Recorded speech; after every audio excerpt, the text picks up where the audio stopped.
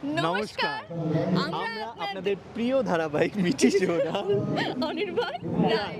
জানি আজকে রায় অনির্বাণের মতো দেখতে লাগছে না, একদম অন্যরকম লাগছে, তাই তো? হ্যাঁ, তার কারণ আমরা চলে এসেছি জি বাংলা সোনার সংসার অ্যাওয়ার্ড পারফরমেন্সে।